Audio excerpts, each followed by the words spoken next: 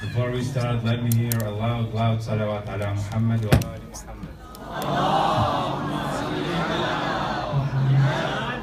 ali Muhammad.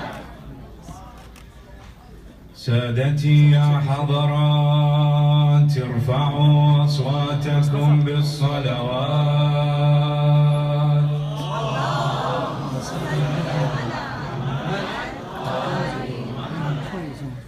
سادتي يا حضرات ارفعوا أصواتكم بالصلوات.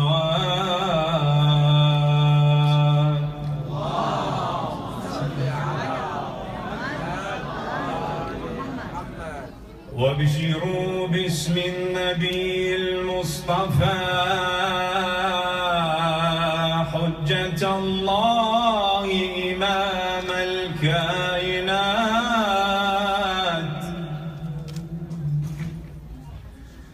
فلقد بان سناه الهاشمي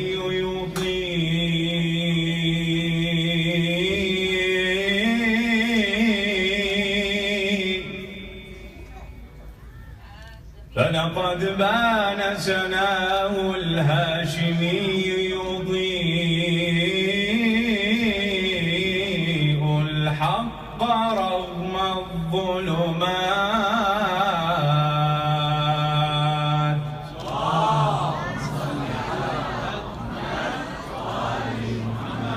صاحب العصر زهى كوكبه واصطفى بكل الندوات. صاحب العصر زهى كوكبه واصطفى بكل الندوات. فاهنوا يا أمة الحق بي، فاهنوا يا أمة الحق بي. فلقد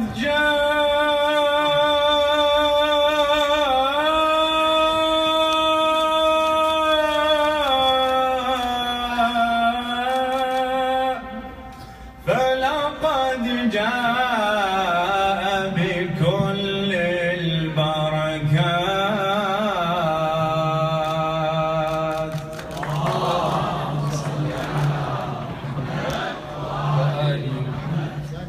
جاء بالعدل وإنصاف الضعيف.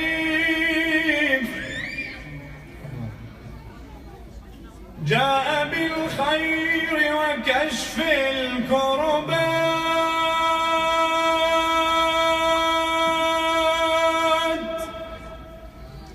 ربنا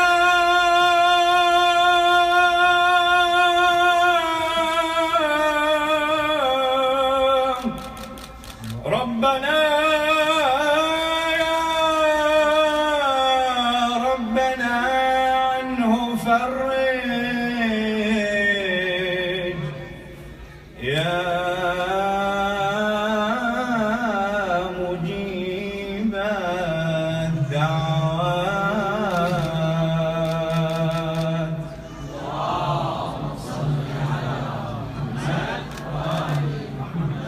For the love of Imam Sahib al-Asr wal-Zaman, let's hear a loud salawat 3 times, as loud as you can.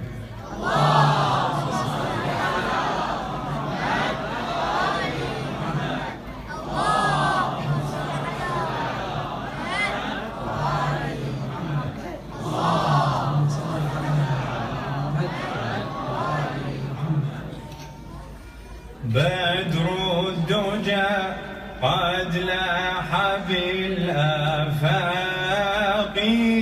فتعانق الكونان حر عناقي. بدر الدجى قد لاح بالآفاق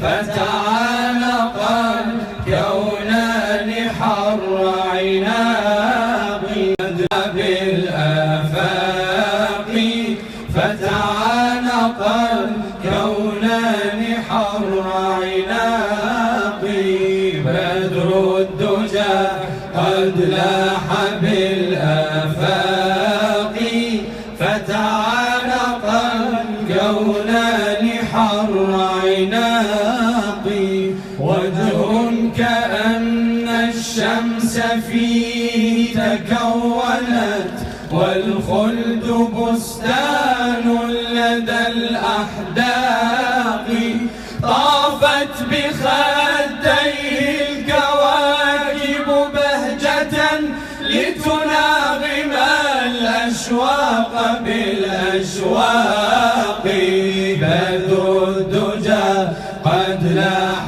بالآفاق فتعانق الكونان حر عناقي بدر الدجى قد لاح بالآفاق فتعانق الكونان حر عناقي والله ما غير البشير وأهله قد حاز ذا الحسن على الإطلاق يا رونق الحب العظيم وشدوه يا جوهر الإحساس في الأعماق بدر الدجى قد لاح بالآفاق فتعانق الكونان حر عناقي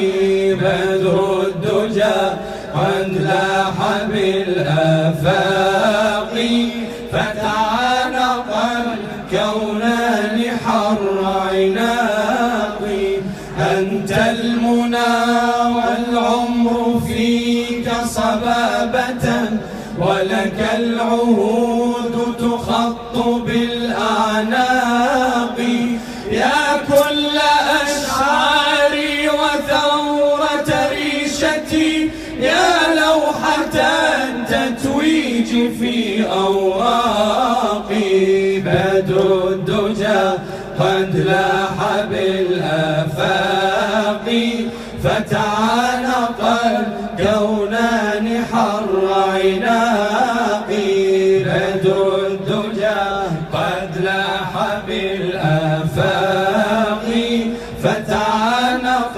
الكونان حر عناقي يا رب ثبت في هواه قريحتي واجعل قلوب الحاضرين سواقي يا رب احفظ كربلاء حبيبتي يا رب احفظ كربلاء حبيبتي يا رب احفظ كربلاء حبيبتي واحفظ من الشر الدفين عراقي ما لي غير حبيبي غيرك إلا ما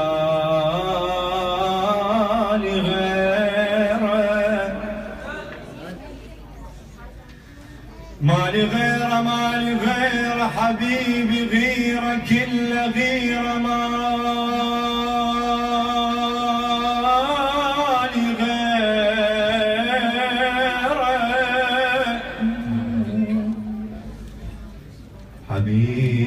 حبيبي غيرك إلا غير مالي غير سنة بعقل ودليلي مالي غير همت بحسين وادري همت بحسين وادري مالي غير همت بحسين وادري مالي غير شفيع ولو طحت يفزع إلي صلوات.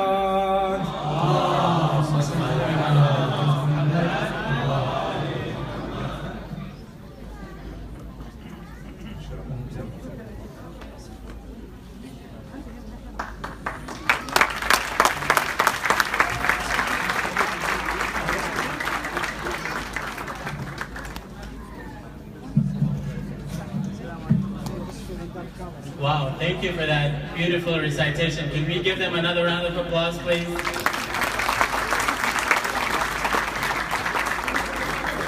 We'll hear more from them later in the evening.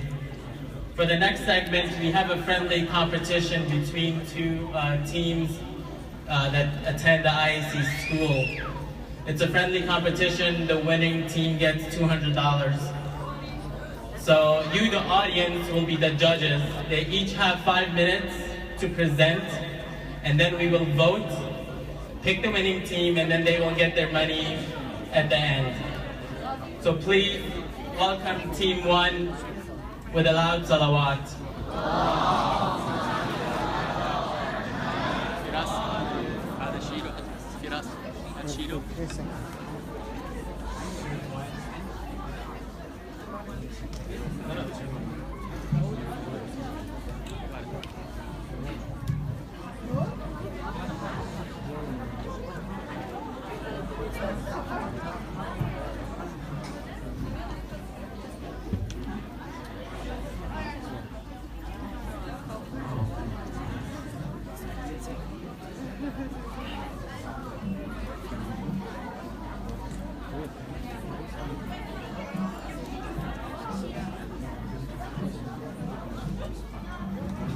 Brothers and sisters, you will be the judges, so please maintain the silence so they can start their presentation.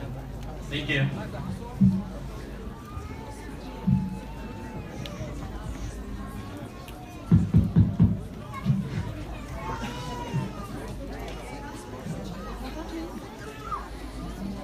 أعوذ بالله من الشيطان الرجيم. بسم الله الرحمن الرحيم. Brothers and sisters, Assalamu alaikum wa rahmatullahi wa barakatuh. My name is Amir Hussein.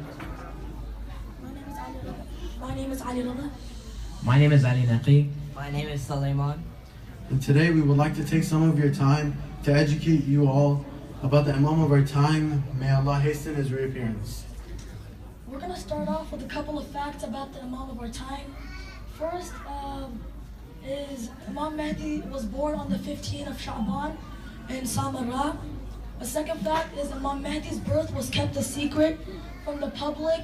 Only his family members and a couple of Shias were aware. The final fact is Imam Mahdi had 2 disappearances, or ghaiba. Ghaibat al-Kubra, which is still going on until this day, and Ghaibat al-Sughra, which lasted 69 years. Here are some definite signs that lead on to Imam Mahdi's arrival. First one is the appearance of Yamani, which is an army that will form and fight the Sufyani army. The second sign is the revolt of Sufyani, which is an army that will form in Syria and cause chaos all around the world. The third sign is the mysterious voice, which is Angel Jibreel will yell out announcing to the world that the Mahdi is here. The fourth sign is the assassination of a pious man. A Sayyid will be murdered between Maqam Ibrahim and the Kaaba. Then 14 days after, Imam Mahdi will reappear. The final sign is sinking of Sufyani army, which is during the journey from Medina to Mecca. By the command of Allah, the desert will split and the army will sink into it in a place called Bayda. And if one of these signs happen, then the Imam will reappear. What are responsibilities towards the Imam of our time? Imam Ja'far al-Sadiq said, during the period of occultation of Imam Mahdi, if you can help him by making a single arrow, do not hesitate with this action. Imam Ja'far al-Sadiq also said, if I would reach the period of Imam Zaman, I would serve him my entire life. meaning the service can range from small things to big things. The bottom line is you're aiding the Imam of our time.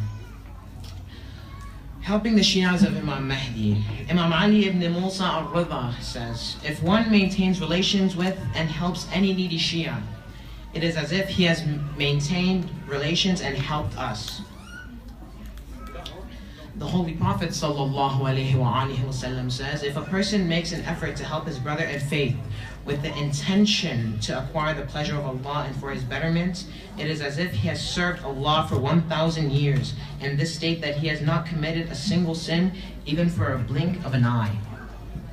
Helping the Shias of Imam Ali during Ghaiba is equivalent in blessings as helping the Imams. Now, spending in the way of the Imam.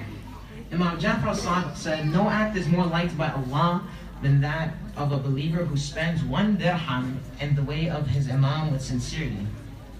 On the day of judgment, Allah will make that dirham as a witness for the believer. Imam Sadiq also says, 1 dirham in the way of the Imam is better than spending 2 million in the way of all believers. This shows that even a small amount can make a big difference. Now, how can we hasten the reappearance of the Imam? Obviously, we must be involved in our community, volunteering, donating, sponsoring, even cleaning up after programs, as long as you're helping. What can the youth do? As you see here today, me and my group members today have made a presentation for you guys to inform you about the Imam of our time. Even this majalis you see right here, kids have helped to the beauty of this whole thing. Even kids have helped for this.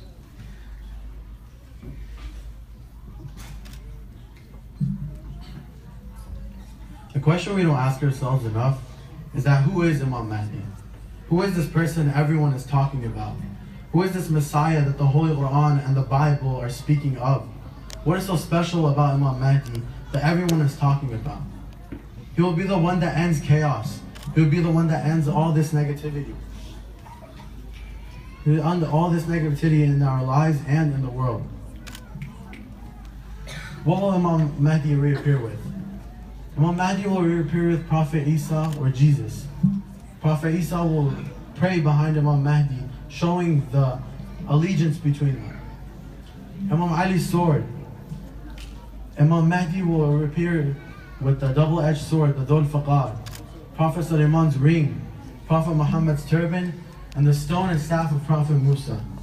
There's a story regarding Prophet Musa's stone. It is said that when Imam Mahdi reappears in Mecca and during his journey to Kufa, he will tell his companions not to bring water, food, and any other provisions. When Imam Mahdi sets up the stone, which is 12 springs gushing from the ground, anyone who is hungry will be satisfied, and anyone who is thirsty will be quenched by drinking from it. So now, before we leave, I'd like to mention one last thing. There's a story with about Imam Sadiq. One of his companions comes and asks Imam Sadiq, Imam, which of the 12 Imams have the best companions? So I'm sure you all are thinking, Imam Hussein, I mean the 72 men that laid down their lives in the tragedy of Ashura. But no, Imam Sadiq said, the Imam with the best companions is the 12th Imam, because they believed in an Imam that they could not see. And as you all know, in Ziyarah, we say, Ya laytana kunna ma'akum. We wish we were with you. This is in direct reference to the Imams. But what we fail to realize is, right here on this earth, right now, there's an Imam, a descendant of Ali Muhammad, listening, watching, asking himself one question: is my nation ready? Are they ready to stand with me? Are they ready to fight to destroy all this corruption in the world, to end the destruction, to stop the plague of disarray in this world, to fulfill what Imam Sadiq said about them? So before you guys leave tonight, I would like you guys to ask yourself one big question. Are you guys ready? Because Imam Mahdi is. Now, salawat.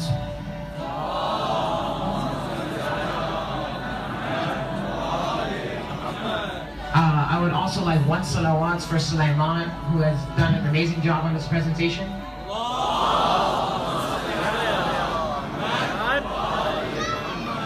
And an even louder salawat for the Imam of our time, Imam Mahdi.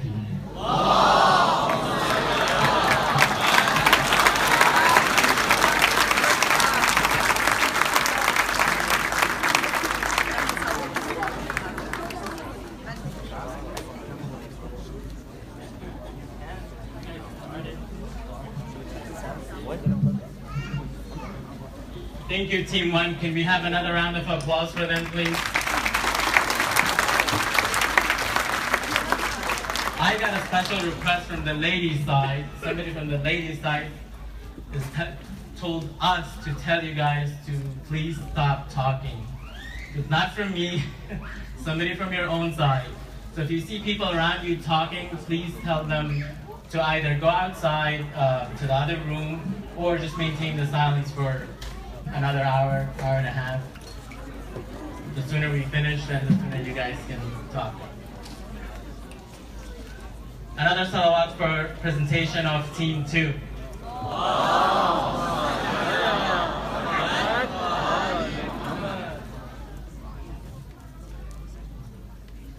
أعوذ بالله من الشيطان الرجيم. عليكم السلام, brothers and sisters. My name is Muhammad Baqir. My name is Mila. My name is Zabayat. My name is Milad Bayat. My name is Muhammad Sajadi. And we're gonna go compete against the other team, even though they were better than ours. So I'm gonna get started right now. So okay, I'm gonna be positive. We're gonna beat them. Okay, so before we get to the facts, I'm gonna say when and where Imam Mahdi was born. So on 255 AH on the 15th of Sha'ban, the 12th Imam was born. On 260 AH, two events happened. Imam disappears in the beginning of his minor occultation, and then another event, his father Imam al-Askari was martyred. On 329 AH, the beginning of his major occultation. And present time, we are here. Ayat al-Kubra still continues.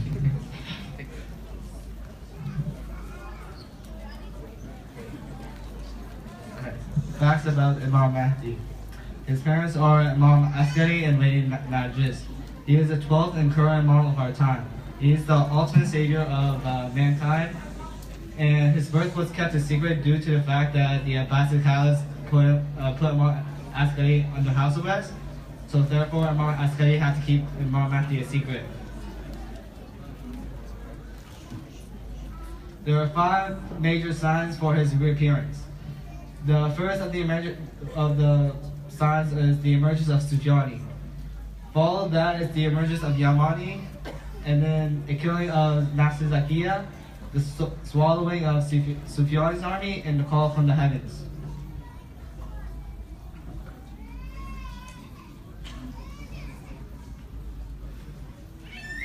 Okay, so the rise of Sufyani.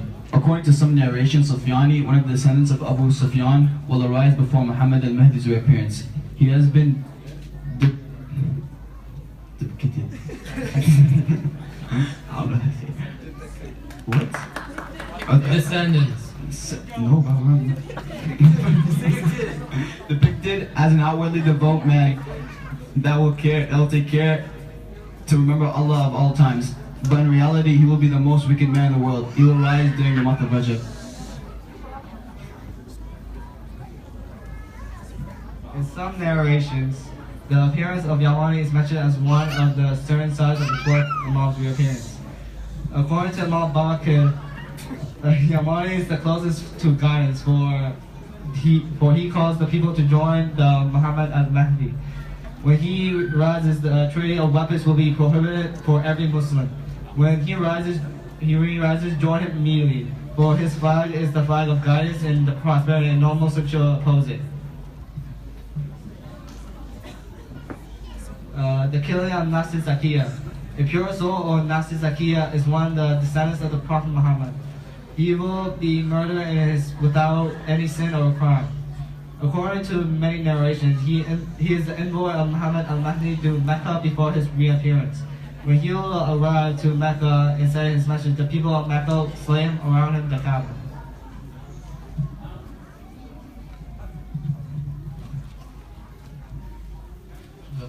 The third certain sign is a loud cry in the sky. According to the tradition, 2 cries will be heard. In the first of them, Angel Jibreel will call the name Al-Qa'im and his father and say that the truth is with Ali and his Shia. All people will hear Angel Jibrail's cry in their own language. The swallowing of the Sufyan army. The thinking of the Sufyani's army into the earth is a certain sign of the reappearance of Imam Mahdi. The swallowing of the army will happen in the land of Beda, which is located between Mecca and Medina.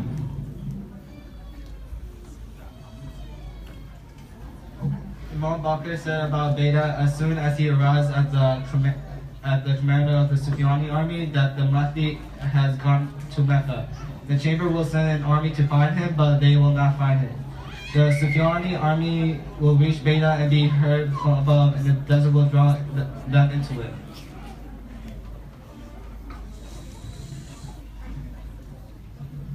Okay, we have many responsibilities to the Imam of our time, but some of them is that we must set up a foundation started with Ashiras for his reappearance. The second thing is that we need to inform people about his existence, about Imam Mahdi and the true meaning of Islam. And thirdly, we need to act as his representatives in this world, and we must be involved with our community.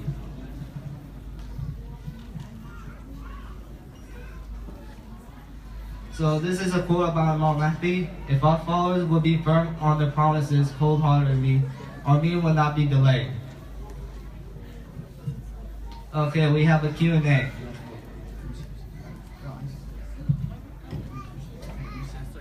Okay, what is the minor and major occultation called? Does anyone know? Naki? Team 1 knows. Okay. Okay, he wants a chocolate bar. Okay. Next. Who are the parents of Imam Mahdi? Thank you. Okay, she said Imam Asking and Lady Nargis. How many followers will Imam Mahdi have by his side? 330. Rahim.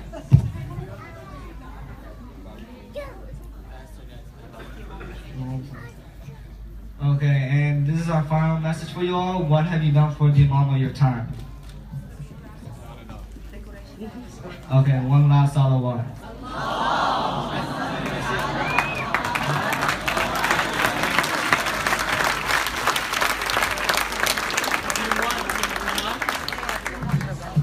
Team 1, we're gonna vote here.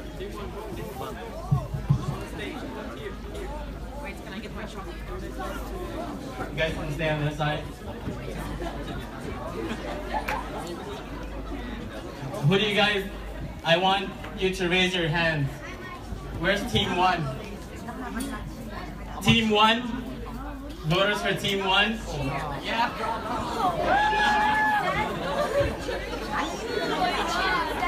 Team 2 is telling me we'll pass out candy. Team 2? Team 2! Sorry guys. Team 1, congratulations. Job well done. Okay. Wow, $200. I wasn't planning to, but now I'm gonna tell you guys a joke. Maybe they'll give me $200 as well. That's not the joke. So they say this Middle Eastern guy, and when I say Middle Eastern guy, I want you all, if you are from the Middle East, I want you to really think of your own country. I don't want to mention the countries, so wherever you're from, Afghanistan, Iran, Iraq, Lebanon, just think of your own country. So this Middle Eastern guy, he gets up from his country and moves to a Western country. He's a farmer, goes and gets a job at a farm, and one day he's packing apples. And he's putting all the small apples in the bottom of the box and the big ones on top. His boss comes, let's call him John. We'll call the Middle Eastern guy Mahmoud. Okay? So John is like, Mahmoud, what are you doing? You're gonna put me out of business? I'm gonna get sued? We have 3 boxes, small, medium, large. You put the small ones in this box, medium ones in this box, and the large ones in this box. Mahmoud is like, wow, he likes this, very interesting. So he lives there for 2 or 3 years, and then he says, I don't like it, I'm gonna move back to my own country. He goes back and gets a job at the farm, and one day he's doing the same thing. He's packing apples, and his boss comes. Let's call him Ahmed.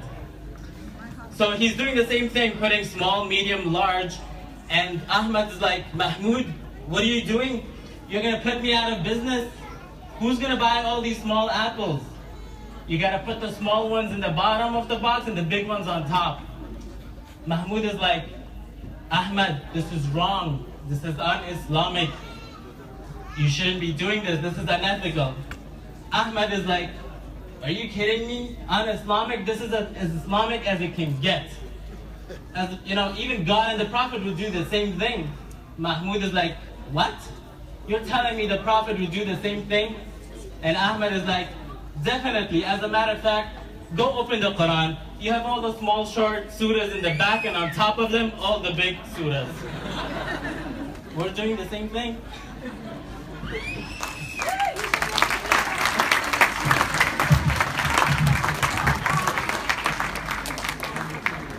Time for our keynote speaker. Our keynote speaker this evening is the esteemed scholar Sayyid Hassan al-Qazwini.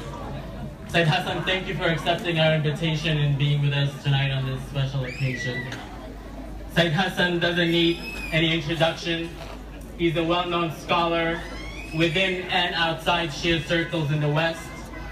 Besides his community building activities, he's given us, the Shia, a voice in this country. Please recite 3 loud salawats to welcome him to the podium.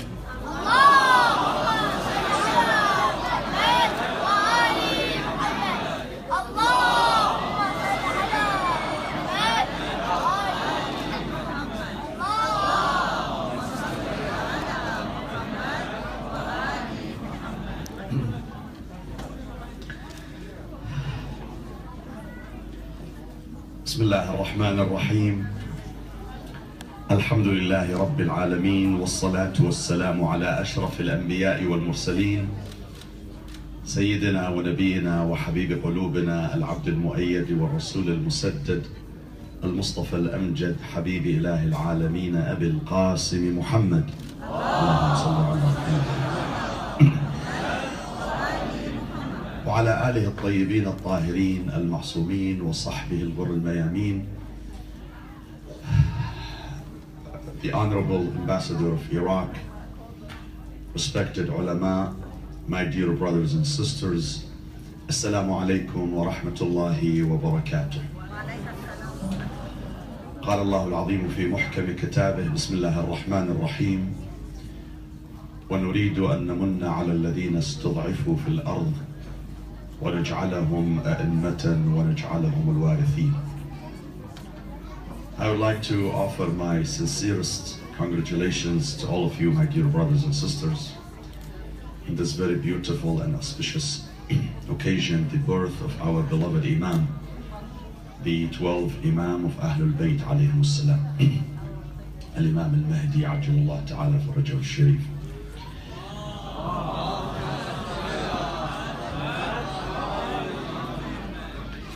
Many people believe that the belief in Al-Imam al-Mahdi is a Shia belief. Only Shia believe in Al-Imam al-Mahdi. That is not true. In fact, all Muslims believe, all Muslims, Sunnis and Shia, both believe in the advent of Al-Imam al-Mahdi.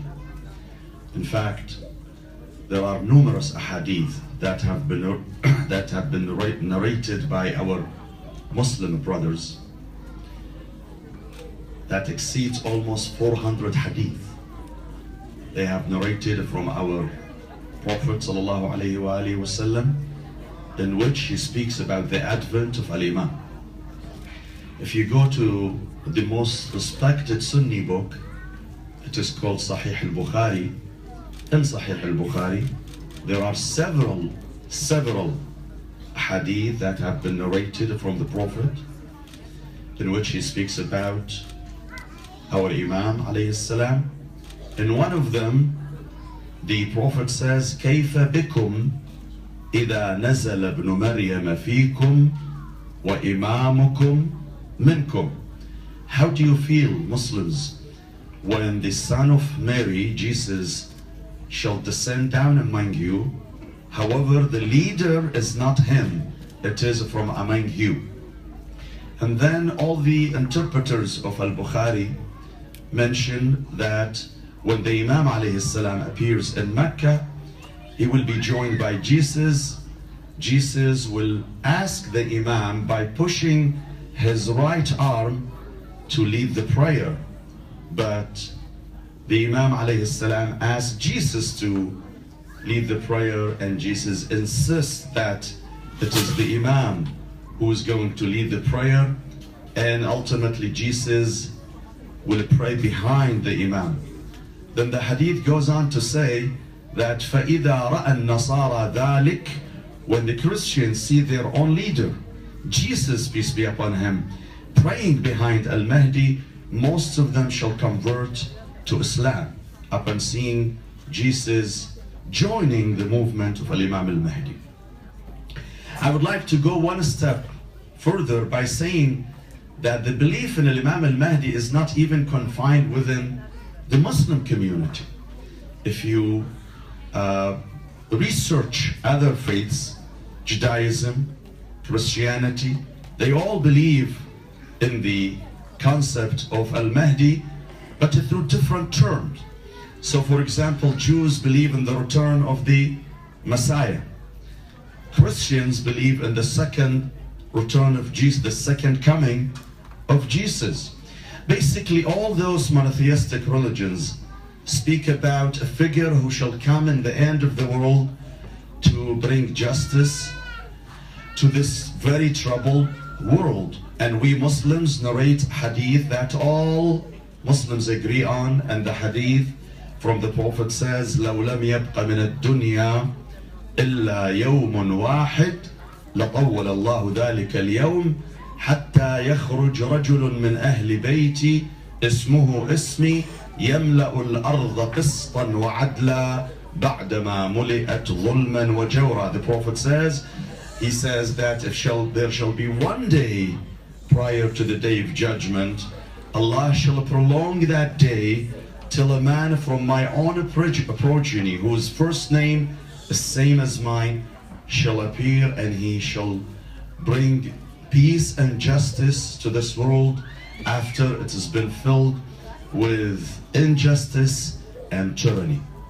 So this is a universal belief, my dear brothers and sisters, that this very troubled world cannot be salvaged with other than a reformer, an imam, a leader, other than al-Imam al-Mahdi, Ajjalallahu ta'ala farajahu al-Sharif.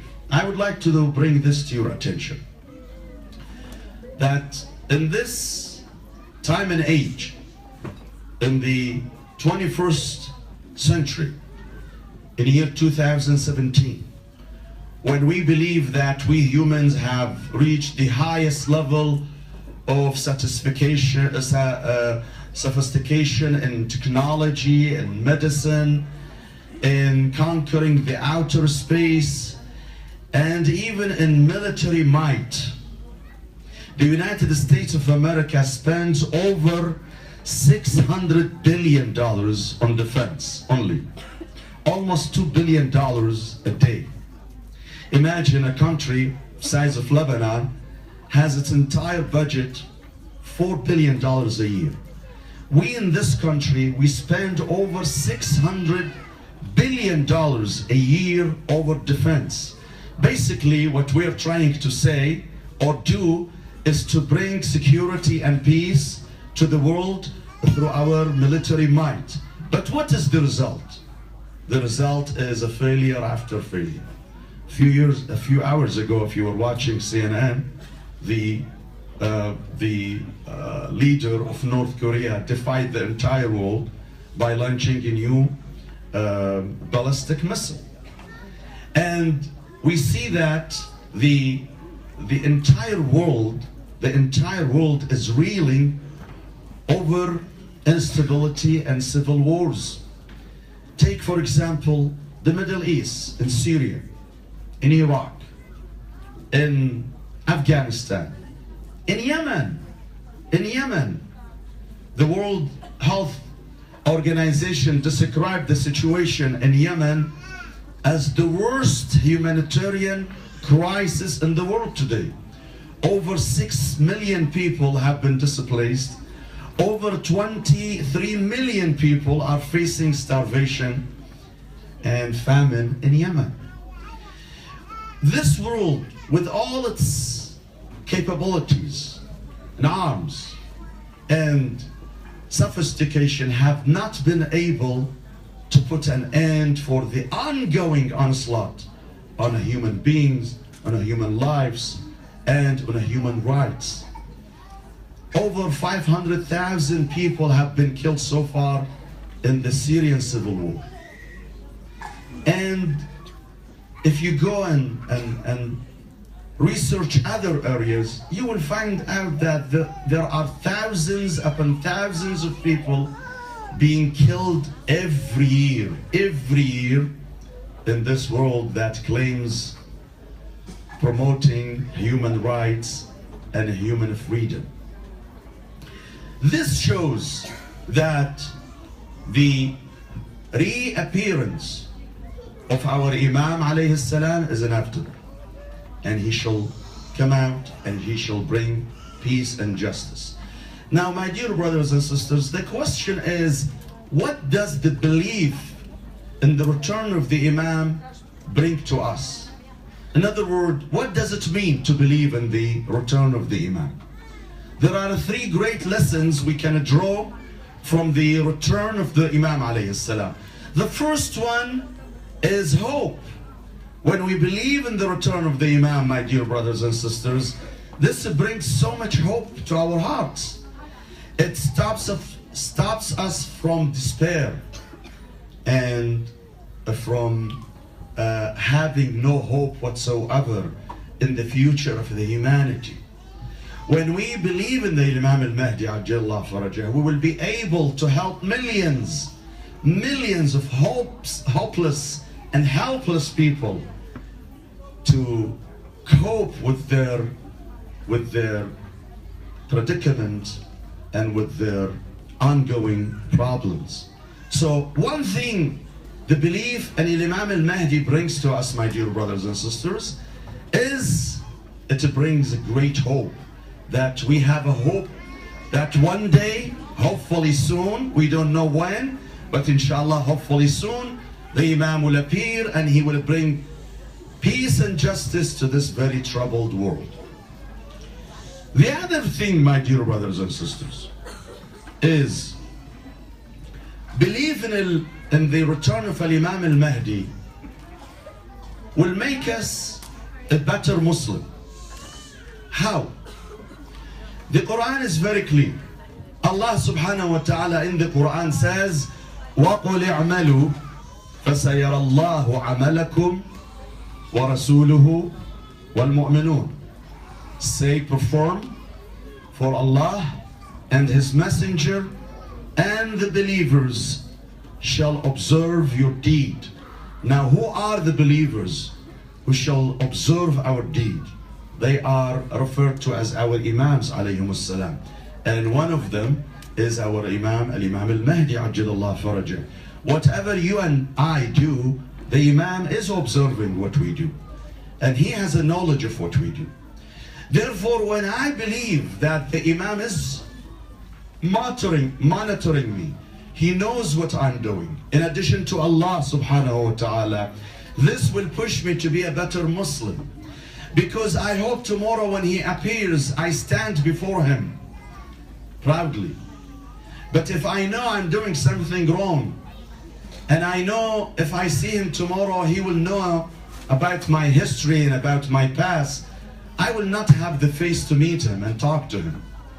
This will make me a better person, a better Muslim, in the sense that, my dear brothers and sisters, we have been witnessing a phenomena in the Muslim community. That some Muslims who call themselves Shia or lovers of Ahlul Bayt or adherent to the Imam alayhi salam, they take adherence to the Imam superficial. What I mean by that, they often put tattoos on their hand, on their arms. Says Ya Mahdi or Ya Ali. Or they carry the Sayyid al-Fuqar on their neck as a necklace. Or they brag about Ahlul Bayt, but in reality and practically there is a huge gap between what they say and what they do. The Imam alayhi salam is not looking for a fan club. The Imam alayhi salam wants true adherents. People who care about their faith, who care about their religion. I want to share the story of Shatita with you. In Nayshabur in Iran, and the Imam alayhi salam had a representative, a wakil, who would travel every year from Nayshabur to Medina to meet the Imam and basically bring all the khums and zakah he has collected from people. One year when the wakil of the Imam, his name Ali ibn Muhammad al-Naysaburi, when he was about to leave, go to Medina, travel to Medina all the way from Naysabur, everybody in the city of Naysabur approached him. They brought their khums and zakah. There were sums exceeded 10,000 dinars at that time. People who brought their money, 10,000 dinars, 1,000 dinars, 5,000 dinars. They brought their khums and zakah and they submitted that to the wakil, to the representative of the Imam, so he can take the money to the Imam alayhi salam, and in return he brings them a receipt. The night before this guy, Ali ibn Muhammad al-Naysaburi, leaves, a lady, an elderly lady, knocked on his door. He opened the door. An elderly lady came and said, I have my khums too, and this is my khums. How much was it? 1 dirham. 1 dirham is equivalent to maybe $3 today, not more than $3. The man took the dirham. He had a huge bag in which he put all the money and all those trusts. And because the amount was not big, he didn't really care much. He threw it in the bag. And he came to Medina. And when he met the Imam alayhi salam, he started giving the Imam those amanat. 5,000 from so-and-so, 10,000 from so-and-so, 3,000 from so-and-so. Surprisingly, the Imam accepts some and he rejects some. He accepts some of those sums and he writes a receipt, and as the man was handing him big sums, you're talking about 10,000, 15,000, the Imam says, no, I'm not going to take this money. Why? He says, because this guy is a cheater. He cheats. He makes his money out of basically fraud. I'm not going to take his money. He hands him another trust made of $7,000. He says, no, I'm not going to take his money. Why? He says, this guy sells milk, but he mixes it with water. I'm not going to take it. Give it back to him. You cannot deceive the Imam. The man says, I forwarded some of those amanat. The Imam rejected some, and I'm done. As I was getting ready to leave, the Imam says, wait a minute, where was that dirham that lady gave you? I forgot about the dirham completely. I said, you're right, there is a dirham. So I inserted my hand into the bottom of the bag. I got the dirham, I gave it to the Imam. Out of all those people who sent big sums of cash to the Imam smiled for one, for the dirham sent to him by Shaqiq. The Imam went inside his house, came back with a small gift, a piece of fabric. He says, this is my gift to this lady. Give her my salam and tell her your Imam accepts your khums and zakah, and he greets you and he gives you his salam. She was the money, and he told others that, sorry, the Imam did not accept your khums and zakah. Then he told the story of Shutayta. Now Shutayta became a very famous lady. She was a very unknown person who would make her living through modest means. Now everybody knows who Shutayta is. She was a lady who was greeted by the Imam. A few months later, Shutayta dies. The entire town comes for her funeral. They take her to the cemetery. Ali ibn Muhammad al-Naysaburi says, I was at the cemetery when I saw a camel approaching from the direction of Medina. I look, it was Imam Musa ibn Ja'far. I wanted to yell and scream. The Imam waved to me that don't say anything. Most people have not seen the Imam, so they do not recognize him. The Imam came off his camel. He walked with people. He walked along with people till he got to her grave.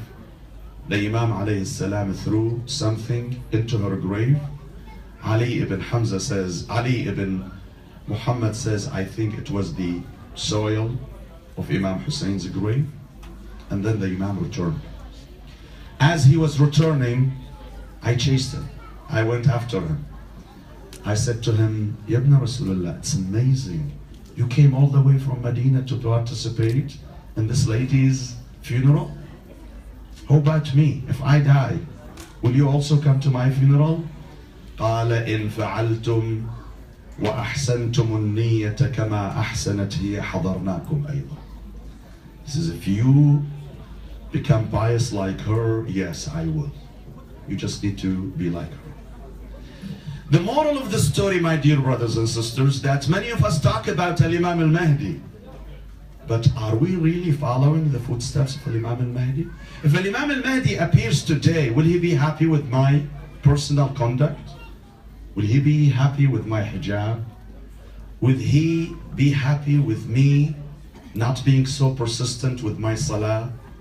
Will he be happy with me sometime lying just like this guy, Mahmoud and Ahmed, who was telling him to keep the small apple inside and put the big apple? Isn't that what many Muslims do today, my dear brothers and sisters? Loving the Imam is not a bunch of words. To love the Imam is to follow the Imam. To love the Imam is to listen to what he wants us to do. Many people say, Ajjal Allah farajah. By the way, in Iran, they want to say Ajjal Allah farajah. So they say, what do they say in Iran? What do they say? Ajjal Allah farajah. And that's why Allah is postponing. So they say Ajjal Allah farajah. And may Allah hasten his reappearance. But if the Imam appears, am I ready? Am I ready for him? The Imam cannot be fooled, my dear brothers and sisters. The Imam cannot be fooled. The Imam is not looking for cheerleaders. He's not looking for people to clap for him. He's looking for sincere followers who would execute the teachings of Islam without any hesitation. Number 3, my dear brothers and sisters, let's examine the impact of the belief of the Imam, the return of the Imam in our life. Number 3, as American Muslims, my dear brothers and sisters, what is our responsibility today? What does the Imam expect us to do as Muslims here in this country? Trust me, my dear brothers and sisters, when I say that you have been blessed when Allah chose you to come to this country. You came to this country for a reason, whether political, as if you were maybe escaping political persecution from your original countries, or economic, as you were looking for new life opportunities. But I'm sure Allah subhanahu wa ta'ala has another plan for you. Allah brought you here for a reason, and the reason is to educate non-Muslims about this faith. Allah subhanahu wa ta'ala commands every single Muslim, not only imams, shuyukh and sayyids, no. Allah says, Ud'u ila sabili rabbik. Every one of us should invite to the path of Allah subhanahu wa ta'ala. You don't have to be a sheikh or an imam or a sayyid to invite, to preach. Each one of us can do that. You know, my dear brothers and sisters, 100 years from now, Muslims in this country had a different name. Any clue where they were being called? Any clue? I'm sure many of you are very educated people. They were called Muhammadiyans. They were not called Muslims. They were called Muhammadiyans.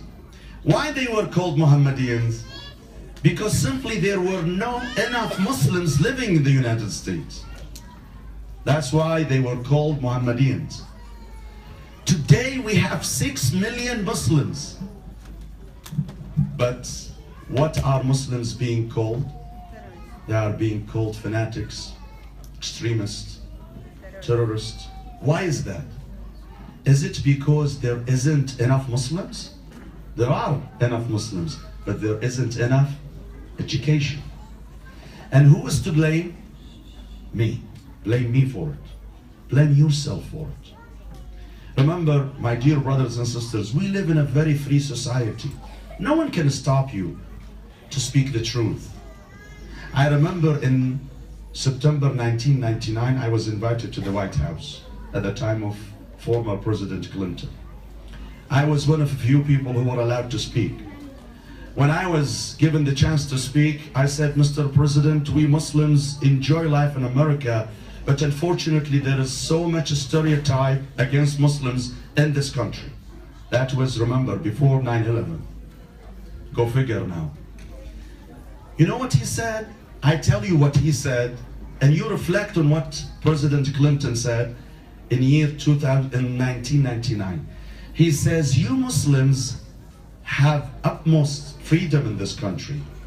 Why don't you go ahead and teach Americans about your religion, and no one will stop you? Isn't that a very true statement? Who will stop us if we want to educate Americans about Islam? Who? We're not in Saudi Arabia. We're not in some backward country in the Middle East where you cannot do anything and you are being persecuted by the government. We have all the freedom to teach, to preach, to talk about our religion, to hold open houses in our mosques. Why don't we see more non-Muslims coming to our mosques? Why it is only me, the Iraqi, the Pakistani, the Indian, with all due respect to our local communities? Why will not take one step further by inviting our neighbors, our non-Muslim neighbors? I believe every masjid in America should open its house at least once a month for non-Muslims. And it's okay if we offer them some biryani and some barbecue chicken.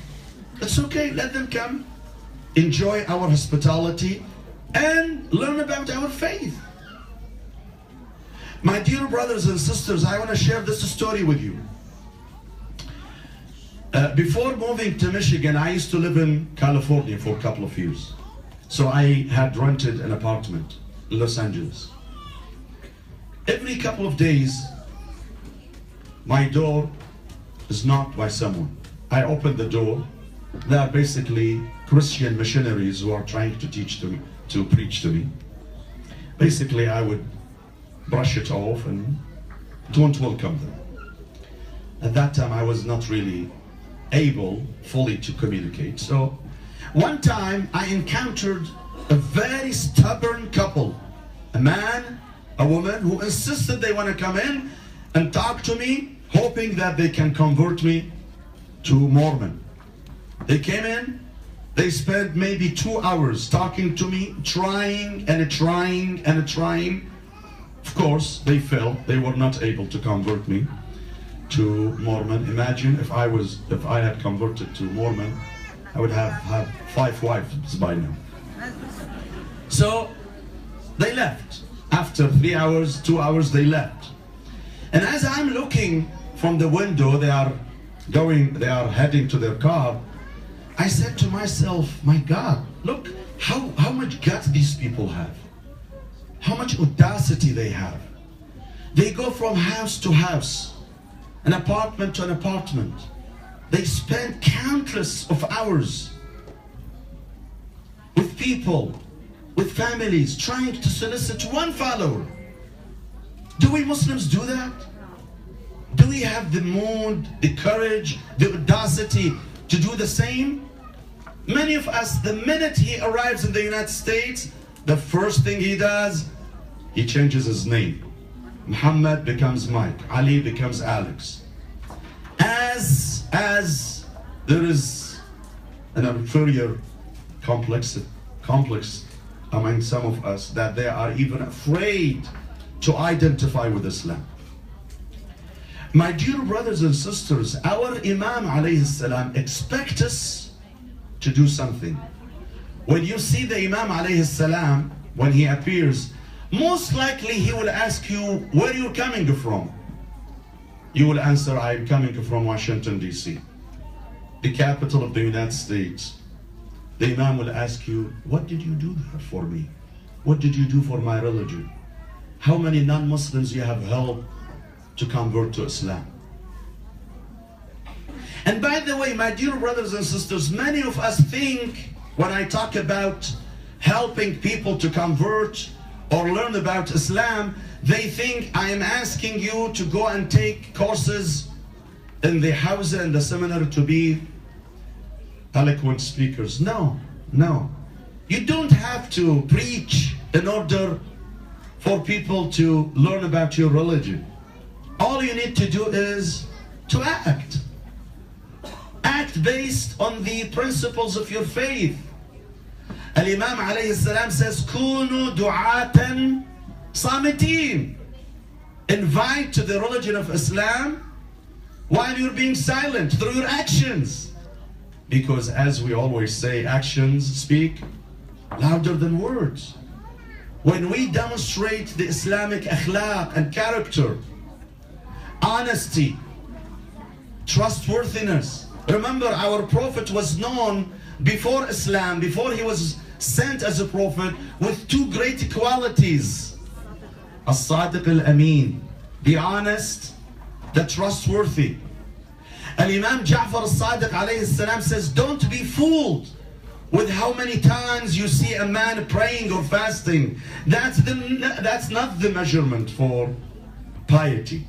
لا تنظر إلى كثرة صلواتهم وصيامهم وطنطنتهم بالليل ولكن انظر إلى صدق الحديث وأداء الأمانة. Give me $5 and ask me a year later if I will return it to you. Examine my trustworthiness, not my salah. Salah, anybody can pray. Anybody can pray. That's not the true measures to find out if this guy is a true Muslim or not. Islam is not measured through the length of our beard or our turban, my dear brothers and sisters. That's a fake measure. The true measure is to see how honest I am. When we read about the history of our own prophet, my dear brothers and sisters, صلوا عليه بأعلى أصواتكم.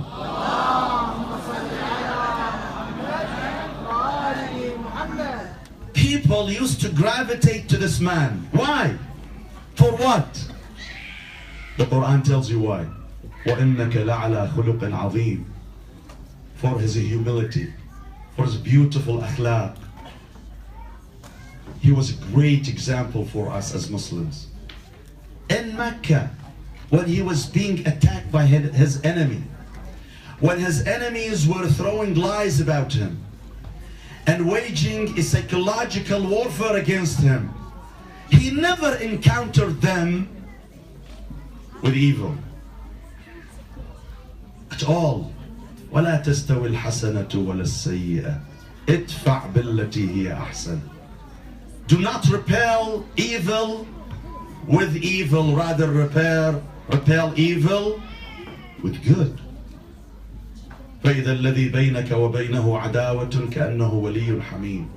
One day, our Holy Prophet was walking in the streets of Mecca.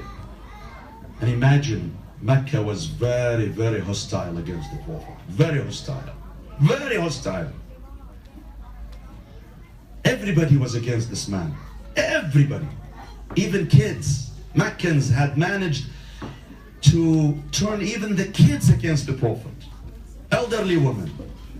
There was such a huge propaganda machine in Mecca against the Prophet. They called him Sahir, magician, Sha'ir, a poet, Kahin, priest, Majnoon, insane. All those names were used against our Prophet.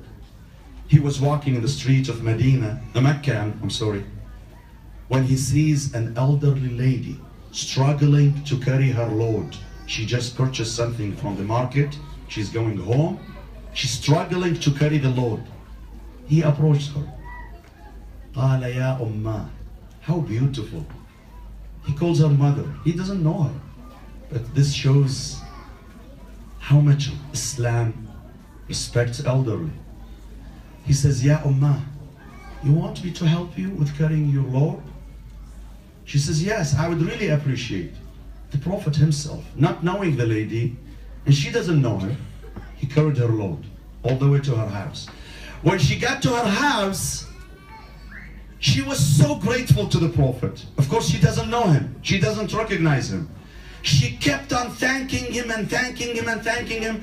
And then she says, son, honestly, I cannot pay you off for what you did to me.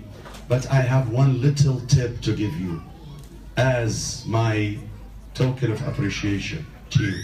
I will give you one advice. He says, what? She says, there is a very dangerous guy in our town. His name is Muhammad. Just beware of him. Just beware of him. He may brainwash you. The Prophet smiled at her face and he says, have you met Muhammad? She says, no. Do you know him? She says, no, I know of him. I have not met him personally. He says, Ana Muhammad. I am Muhammad.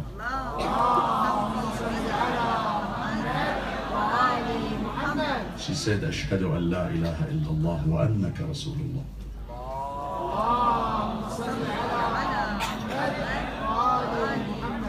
My dear brothers and sisters, I know my time is up and I need to conclude very soon. But you all agree that today Islam is being attacked right and left, especially in the media. They are making such a monster out of Islam because of what's happening in the Middle East, because of the atrocities committed by Daesh, by ISIS, by Al-Qaeda. If we Muslims do not go and define Islam for non-Muslims, you know who's going to define Islam for them? The terrorists. The terrorists, they will define Islam to them. Therefore, I commend you, my dear brothers and sisters. I commend you for working extra hard to teach your neighbors about your faith. You need to realize how high the stakes are in this country.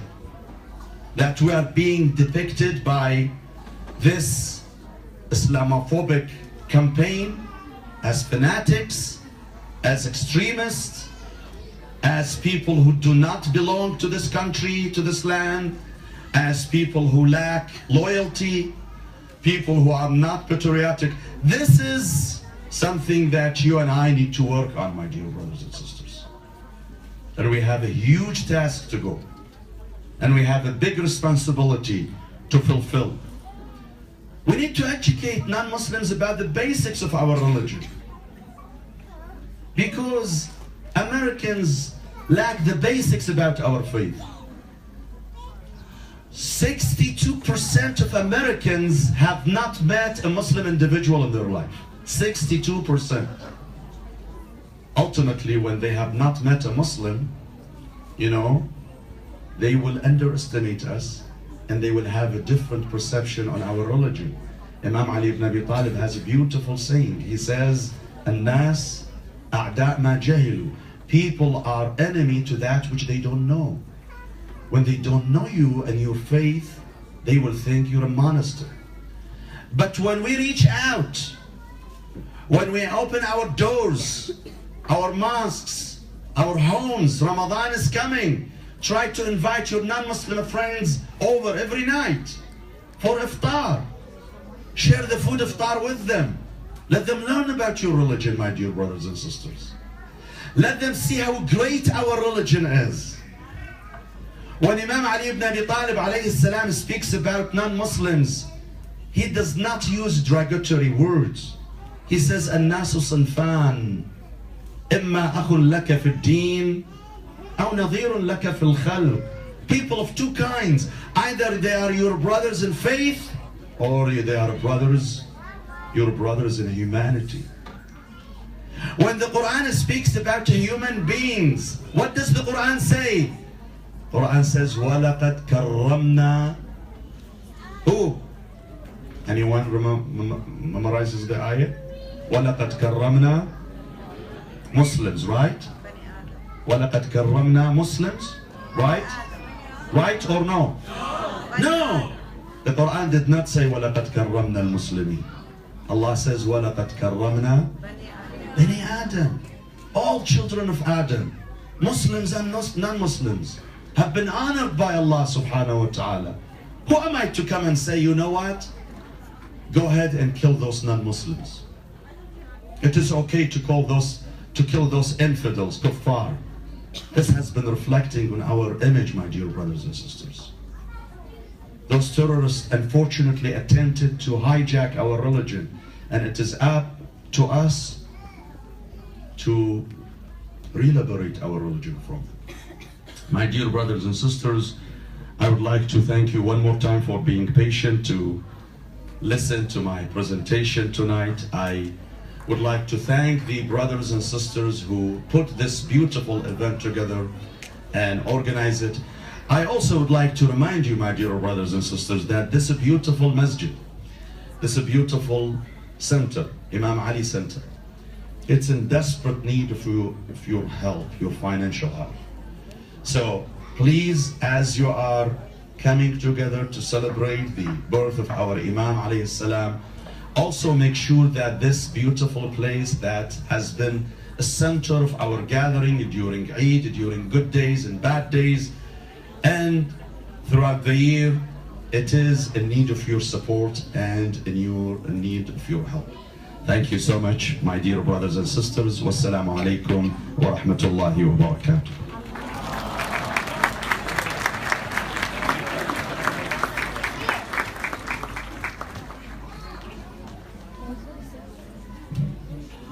No, I'm not giving another speech, but I was asked to give the prize to those who won the contest. Team 1. So Team 1 seems they won the contest, so we will call on them. Team 1. To come here. Can you please come here? So each brother will get... I have the goods. We have... Okay. How much? It's $50 each. Each brother winner will get $50. However, they have to return $40 of it to the center and keep 10 only. Congratulations.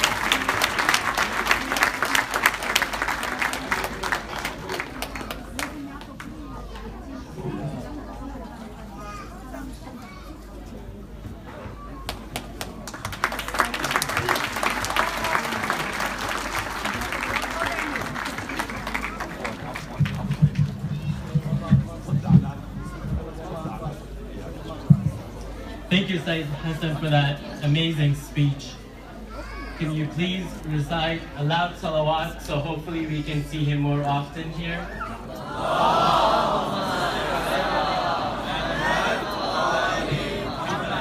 Another loud salawat, so maybe he'll think about moving to the East Coast. It's kind of cold in Michigan. Thank you.